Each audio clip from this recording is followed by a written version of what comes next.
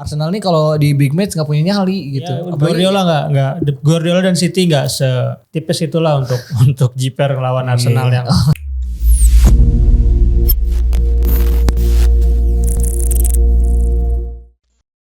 Kembali lagi di Ruang Pandit bersama gue Yazid. Gue Irawan. Abdi. Oke, di akhir pekan nanti kita akan disuguhkan pertandingan yang cukup, kalau bahasanya Liga 1, bahasanya Super League ini apa ya? Super duper big match. Yeah. Kalau yang lain soalnya big match dan super big match biasanya. Kalau yang ini kan karena persaingan juara jadi super duper big match. Juara ya, City di peringkat 6 Ya kayaknya. maksudnya kan bisa. Ya unggulan. Don't sleep on City bro. Iya bro, itu dia. Maksudnya Arsenal lawan City.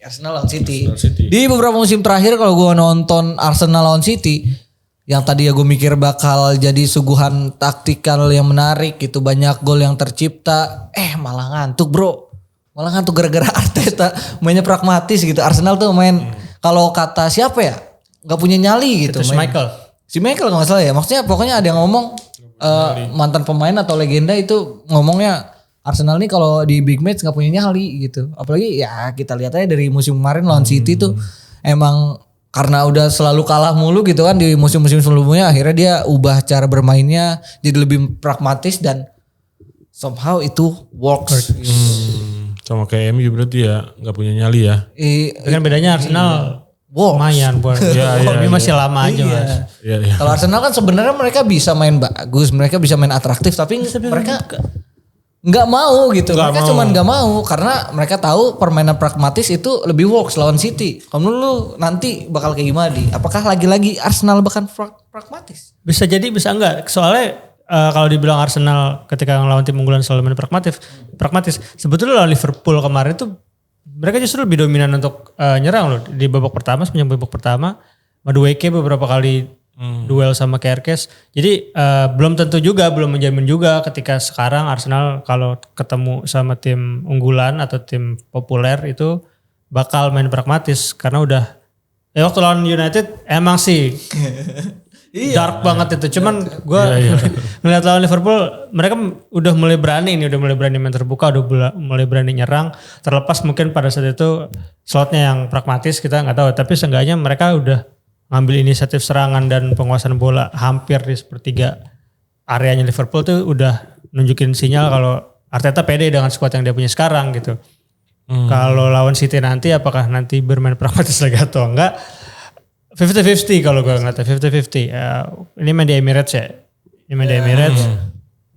Jadi kalaupun main pragmatis lagi ya udah kita bisa menilai segitu Arteta gitu.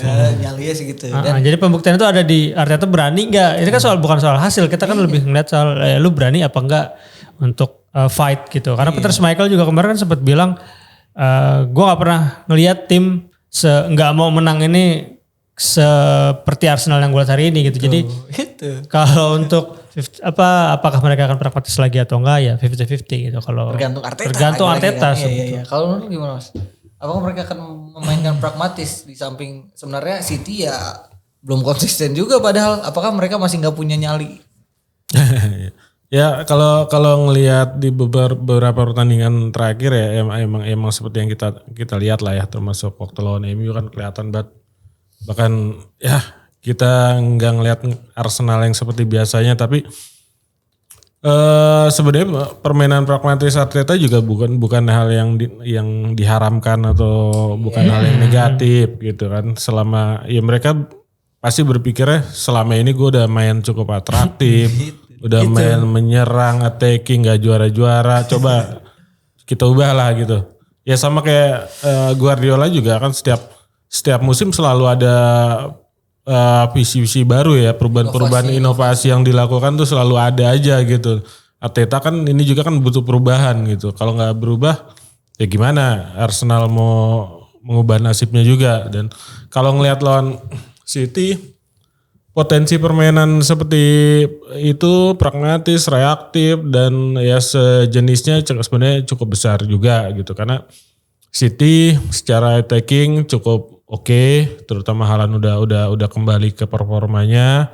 habis di timnas gacor, kemarin nambah 2 gol, membuktikan kalau Haaland prosesornya udah baru lagi, jadi udah siap gacor lagi. Dan Arsenal di sisi lain punya kualitas pertahanan yang salah satu yang paling solid di Premier League. Jadi ketika mereka bermain pragmatis, reaktif, mereka didukung dengan skuad yang ada. Lini tengahnya pun solid gitu dengan terutama kehadiran Zubimendi, apalagi berapa kali kan mereka masang Zubimendi, Declan Rice sama Mikel Merino barengan, bahkan nggak masang gelandang serang, nggak ada Odegaard waktu cedera gitu. Itu membuktikan kalau mereka emang pingin membangun soliditas di tengah dan di pertahanan sambil mencoba untuk counter attack melalui kedua sayap gitu. Udah ada Eze juga sekarang kan, Madueke cukup oke. Jadi gue rasa ada potensi besar juga Arsenal bakal bermain kayak gitu juga. Tapi itu bukan sesuatu yang haram juga. Bukan sesuatu yang haram lah. Tanya Mourinho mungkin.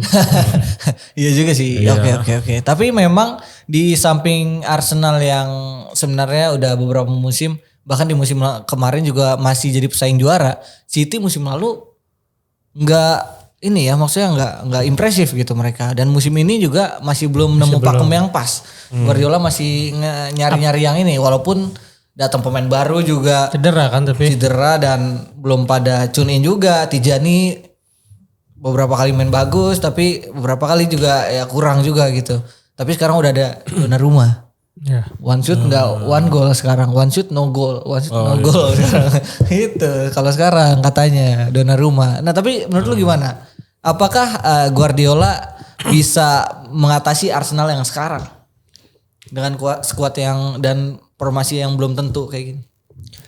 Guardiola sebetulnya bisa aja karena tadi kita sempat bahas Guardiola selalu nemuin cara untuk di setiap pertandingan yang dia punya gitu, ada cara-cara baru, ada metode-metode baru yang dia pakai. Walaupun sekarang kita tahu Cherky cedera, terus kemarin Umar Marmus juga lagi cedera. Paling untuk pertandingan nanti dengan materi-materi pemain yang mereka punya gitu, Guardiola dan City bisa lah maksudnya untuk meredam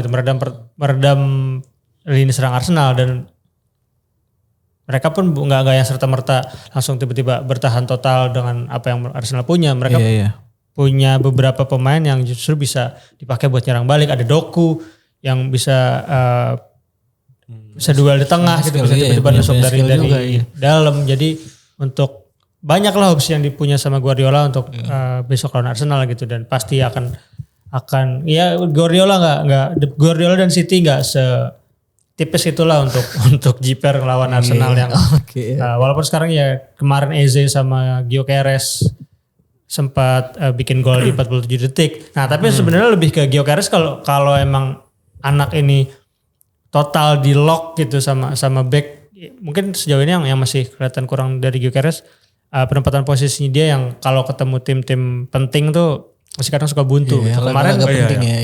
Kemarin lawan Forest pun dia bisa bikin 1 gol.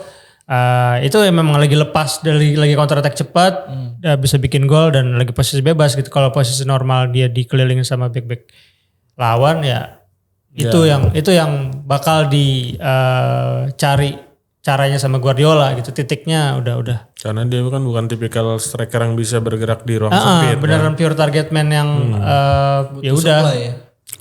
Nunggu supply atau kasih bola daerah gitu. Tapi lu ada ngelihat apa Mas? Apakah Guardiola di beberapa pertandingan terakhir udah nemuin pakemnya sebenarnya?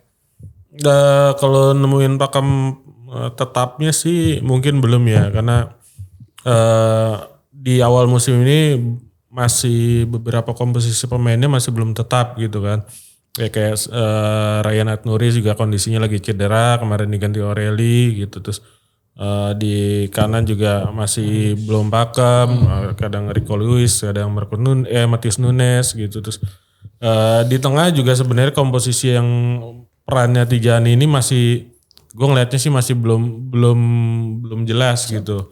Apakah Tijani ini nantinya diproyeksi bakal main di nomor 10, double nomor 10 atau di nomor 8 gitu, atau bahkan di nomor 6 ketika si Rodri sama Nico Gonzalez nggak main gitu. Jadi sebenarnya Pep ini masih kelihatan masih coba bereksperimen terus. Masih berapa match sih sekarang? 5 ya? 3 ya? 4 match juga, masih panjang dan bukan hal yang aneh juga karena kondisinya di klub-klub lain juga masih dalam situasi yang sama. Liverpool pun masih adaptasi dengan skema bersama pemain-pemain baru dan tim-tim lain pun begitu sama. Iya. Nah, terakhir kira-kira siapa yang bakal jadi pembeda di laga ini? Kalau dari Arsenal Madueke sih. Maksudnya Madueke belakangan udah mulai dominan. Bahkan jadi salah satu titik dominan serangannya Arteta gitu. Di luar permainan dark arts-nya Arteta kita tahu sangat pragmatis. Tapi ketika nyerang Madueke itu bisa jadi benar-benar jadi poros utama serangannya Arsenal. Kalau City masih Haaland sih. Haaland tetap. Oke. Kalau Mas? Lebih ngeliat ke Eze ya mungkin dengan adanya Eze, opsi Martinelli bisa dikesampingkan. Iya. Jadi Eze nggak nunduk-nunduk lagi. Pemain multifungsi dan cocok lah gitu. Kayaknya punya potensi untuk bicara di pertandingan lawan City. Oh dari City, yang nggak ada yang lain dan nggak ada bukannya, Haaland tetap. Haaland ya. Gue juga gimana ya, masa Haaland semuanya. Tapi memang Haaland tuh beda banget pembeda. Iya, karena sistemnya sekarang ya udah support Haaland gitu di mesin-mesin yang ada di tengah kanan kiri itu emang udah sejelas itu buat itu yang belum ditemukan di Arsenal yang kayak gue sempat bilang kan, support Gyökeres gitu gimana caranya. Itu dia, mereka belum ya. Tapi kalau gue boleh milih di Arsenal kayaknya sih Gyökeres harusnya di laga ini dia menunjukkan dia big game player. Ya. Gyökeres. Big game player Gyökeres. Kalau di City, kalau gue ngelihatnya Foden paling. Foden bisa. Foden comeback. Foden is back. Foden. Ya, lumayan lah kemarin lah. Dibanding musim lalu kan Foden. Kayak musim sekarang dia udah selebrasi, udah keluar dah tuh kayaknya dia nih. Unek-unek ya. Oke.